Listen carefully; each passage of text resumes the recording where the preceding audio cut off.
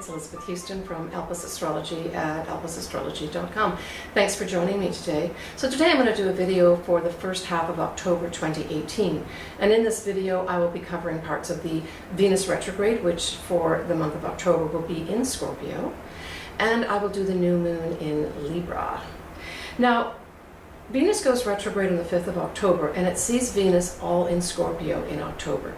Next month, in November, Venus will be retrograde in Libra, the relationship sign, and go direct in Libra as well. Then, in December, Venus will, while she's direct, will be all in Scorpio until January 2019.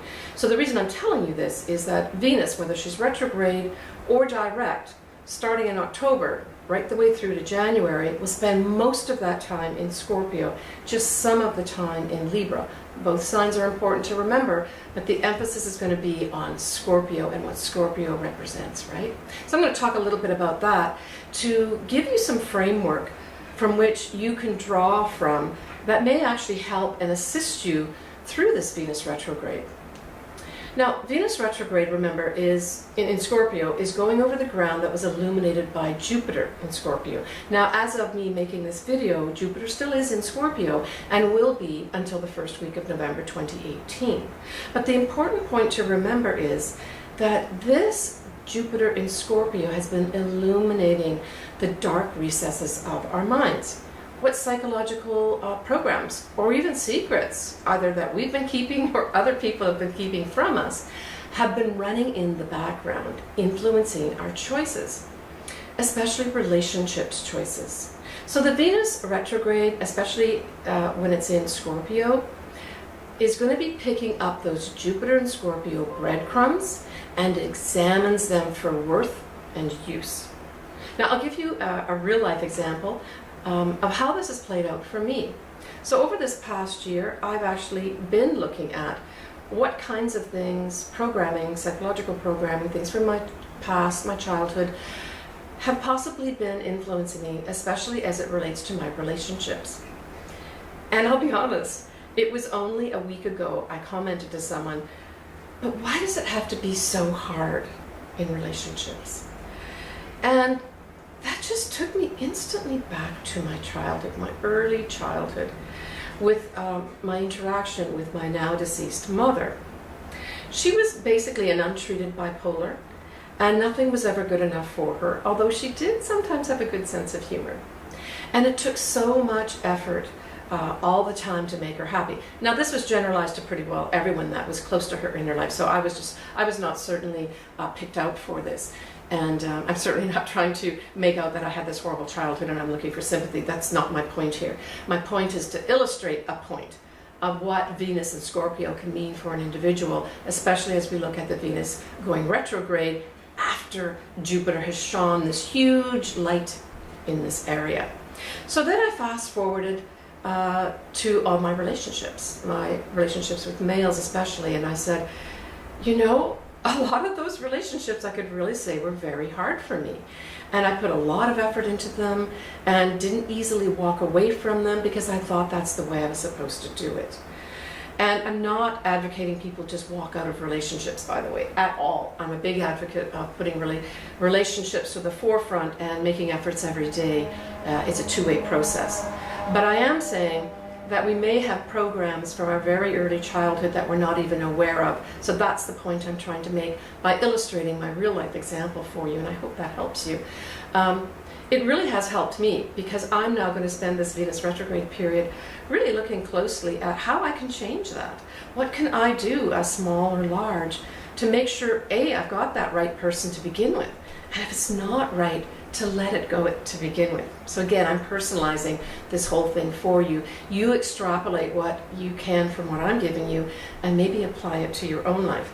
And share if you want, certainly in the comments. I would be delighted to hear what you've got to say. All right, so next what I'm going to do is to go through each of the signs. Now, my preference is for you to use your ascendant sign to begin with, and then follow up with your sun sign, because where your sun is important as well. If you've got your own chart, please get it out. I would like you to look at where the degrees of 10 Scorpio are. Okay, so that's where the retrograde starts on the 5th of October 2018.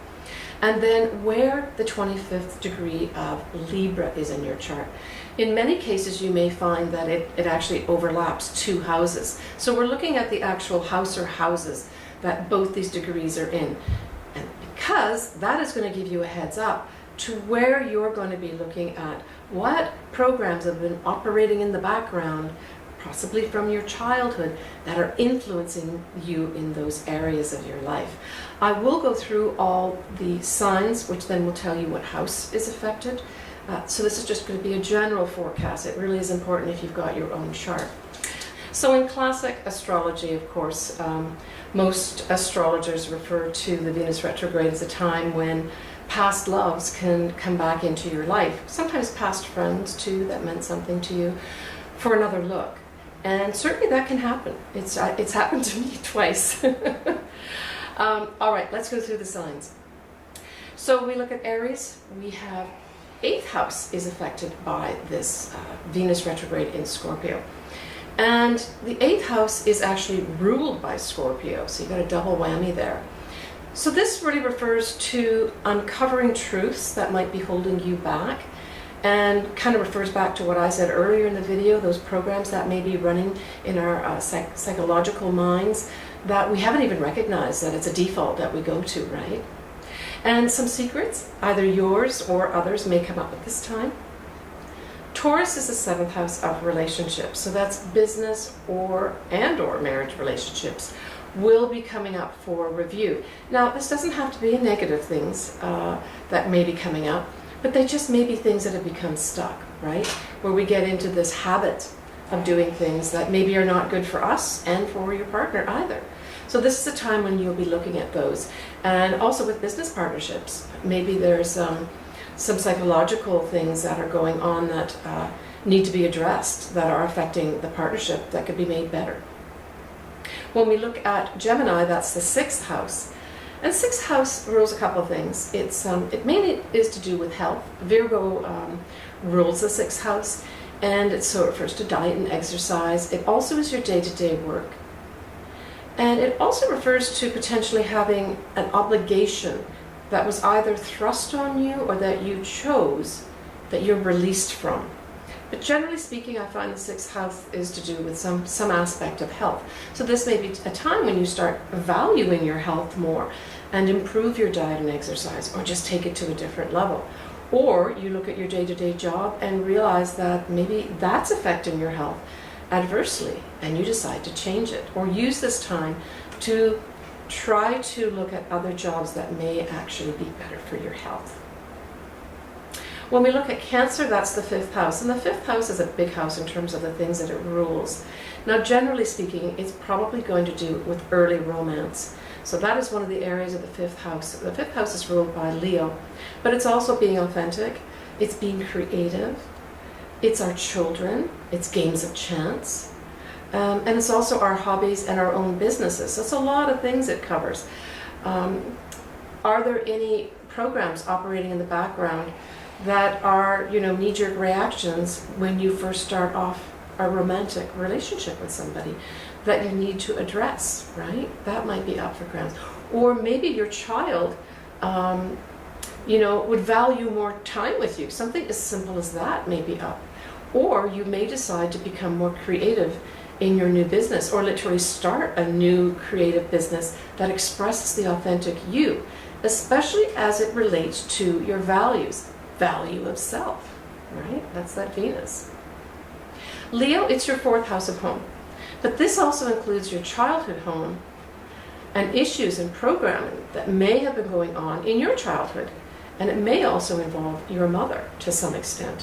One way or another, your home is going to be affected in terms of this Venus retrograde in Scorpio. But it may be someone like your mother needs some valuable tending to at this time. We look at Virgo, it's the 3rd house. So this is all about how you think, how you talk, and how you present yourself. Could you be actually during this time starting to sketch out a writing project or any project Virgo rules health as a house, and perhaps you'll put together some kind of health program during this time period of October, November, and December. With Libra, now remember that also, the Venus retrograde will spend some time here too in Libra, and I'm going to cover that the next month, okay? But the second house of values, when Scorpio is in the retrograde part of Venus, it'll be in your second house of values. So what does that mean? It's the value you have for money. So literally, how do I value my money? You may have things come up that force you to really look, am I valuing my money, or I'm just spending money here and there and not realizing I also have to save. But I think a lot of people are going to be looking at the value of self. Does this person in my life value me? Does this organization value me? Do I value myself? Or what are my values? All right. Scorpio, of course, it's your first house, especially as Venus in Scorpio is in October. So could you uncover or share a secret? What has true value and meaning to you? Certainly past loves may come back into your life again for review, but you may spend this time period really looking at how you value the people that are potential lovers for you, where you do a rewind in your life and look at all the people that you've loved, successfully or not, and maybe say what's worked, what's not worked, and what do I need to change, especially as it relates to these people valuing me and me valuing them, right? Two-way process. With Sagittarius, it's your 12th house. This is kind of classically viewed as your the house of the hidden things. It's ruled by Pisces, and so there's a very spiritual, deep spiritual connection. But the other thing with the 12th house, because it's ruled by Neptune, Neptune is the higher octave of Venus, and we're talking here about the Venus retrograde. So it could potentially bring in a twin flame or something like that, where you have to review a very high level love in your life and may be saying things like, this is too good to be true, could this be real, that sort of thing. And you'll use this time period, October, November, December, to really look carefully about how valuable this relationship is or isn't. You could go on a retreat that's very valuable to you, right? That's a good way to use the 12th house. Or a guru could come into your life, or you could pick a guru. Just with, Neptune ruling this 12th house, be careful of false prophets, right? At the very least, you could just decide to take a break from love relationships and just to review what's been going on for you and what in particular is of value for you. With Capricorn, it's the 11th house of your friends, the groups you hang out with, and it could be literally the internet groups you hang out with as well. But it also relates to your dreams.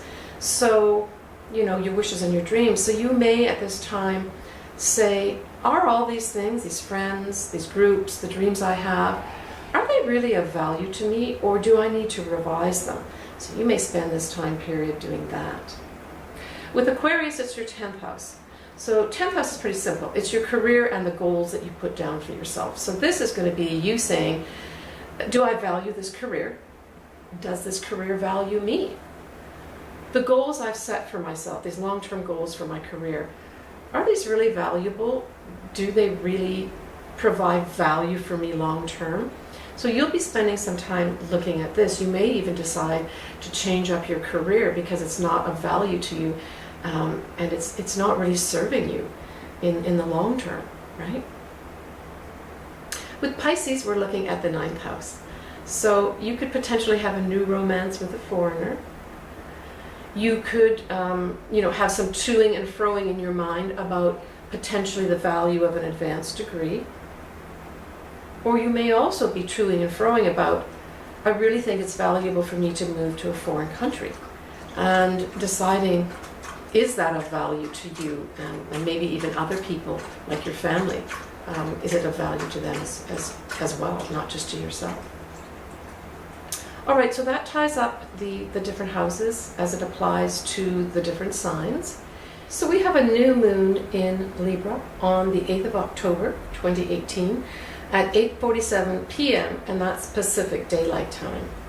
It is at 15 degrees of Libra, 48 minutes. Now, some of the aspects surrounding this new moon, which is interesting that it is in Libra, the relationship sign, and this new moon occurs just after Venus goes retrograde a few days later.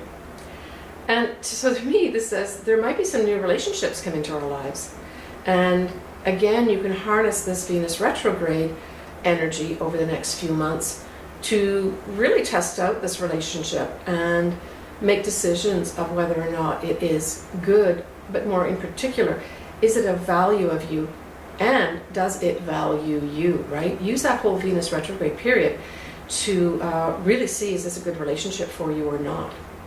But certainly it will be a new beginning in relationships. Now, this could also be friendships too. Some very interesting friendships coming for us. Now, we have a lovely aspect of a Venus retrograde trining Neptune.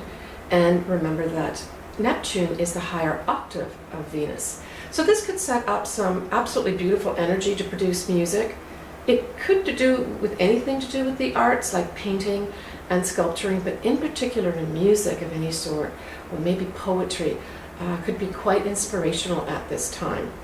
And in fact, another aspect, which is Mercury, which is now in Scorpio at this time, 8th of October, opposes Uranus. Now, this can kind of go one of two ways, but if you kind of blend the influence of this lovely energy of Venus trine Neptune with the Mercury opposite Uranus, you could produce some very deep, inspirational, and beautiful music. Whether it's singing or instruments or both, right? But it can also apply to the arts as well. So that's a nice way to use two different types of energies at this time. But of course, the other thing is with Mercury opposing Uranus is it could mean sudden outbursts, right? Or you just get really irritated. Suddenly you're really irritated. And so just be aware that it can go either way, and to look at maybe the more positive way that you could harness that energy. We have Venus retrograde squaring Mars at this new moon, and from a classical astrological standpoint, this would point to arguments in relationships. It's male and female at this new moon. But it also can heighten sexual energy, so I guess it could go both ways, or one way or the other. Now, one thing that I'm concerned about is that this new moon, and the sun will be squaring Pluto. All right. So the negative side of that aspect would be it encourages compulsive behavior, just generally speaking. But that it is good for analyzing our emotions. With the goal of transforming them. Pluto is all about transforming, right? And together with the sun, we will be invested in that. But it could point to a potential power struggle as well in your relationships especially. I would say that a good way of using this is to, maybe look at your relationships and how you are emotionally involved in them and see where you can transform them. And again, going back to that Venus retrograde, work with the Venus retrograde to analyze them and look at them and decide what you need to change for better and what you need to get rid of that are no longer working for you. In the night sky on this same day, we have what's called a Draconoids meteor shower. This is kind of a sort of a minor meteor shower. You get maybe 5 meteors at the most per hour. But if you are interested, as evening starts, go to the north-northwest and look upwards to see if you can see them. Obviously, you want to be in as dark a place as possible. Well, take care of yourself, everyone. I will come back and do a second video covering more of the Venus retrograde for the November time period and the end of October, sort of mid-October time. And let me know what happens. I'm so interested in this whole Venus retrograde and see how it plays out for everybody. As always, I can do your own personal chart reading. Everything is on my website at elvisastrology.com under the Services tab. Take care, and we will talk to you soon.